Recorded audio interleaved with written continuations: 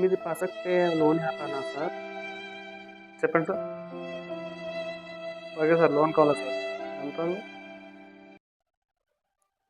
2,00,000 పిల్లల్ని school fee కట్టుకోవాలి sir. కొంచెం ఇబ్బందిగా ఉంది. నెల నెల మాత్రం ఈఎంఐ కట్టేస్తాను.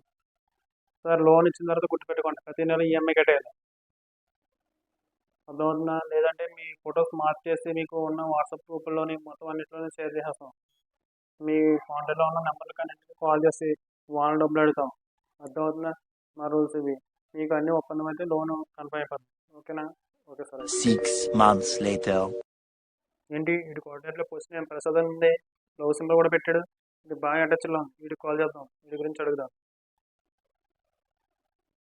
హలో ప్రసాద్ గారండి, చెప్పండి. మీ పేరు మీద మేము మొన్న హామీగా పెట్టి మీ ఆస్తుపాస్తులు వేణు లోన్ తీసుకున్నాడండి. ఏంటి వేణుగడికి లోన్ ఇచ్చారా మీరు? వాడి గురించి మీరు బ్యాక్గ్రౌండ్ వెరిఫికేషన్ చేశారా లేదా?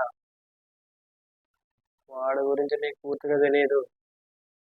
మీరు ఆన్ బ్లాక్ మెయిల్ చేస్తారా? ఆడు అల్ట్రా ప్రో అమ్మ మొగుడ్రాడు అప్పు చేయడంలోని. వాడి దగ్గర నుంచి మీరు రూపాయి కూడా వసూలు చేయలేదు. అడిగేటప్పుడే ఎర్ర పప్పలా కనబడతావు. తీసుకునేటప్పుడు నువ్వు కొండ ఎర్ర పప్పు అవుతావు. హలో వేణు గారు, మేము పసక్ పే నుంచి కాల్ చేస్తున్నాం. ఈ మంత్ ఈఎంఐ కట్టలేదు. ఎవడ్రా నువ్వు? పసక్ పేనా? పసక్ పే లేదు, బొక్క పే లేదు. నేను ఒక్క రూపాయి కూడా పే చేయను. ఈఎంఐ కూడా కట్టను. ఎవరితో చెప్పుకుంటూ చెప్పు. అందరిలాగా వాట్సాప్లో ఫోటోలు మార్పింగ్ చేసి అందరికీ పెట్టడం, కాంటాక్ట్స్ సేవ్ చేసుకుని వాళ్ళు కాల్ చేసి బెదిరించడం, క్రెడిట్స్ చేయడం, ఏం చేసినా భయపడేది లేదు. పర్సనల్ ఇన్ఫర్మేషన్ లేదు, బొక్క ఇన్ఫర్మేషన్ లేదు. ఉంటా, బాయ్.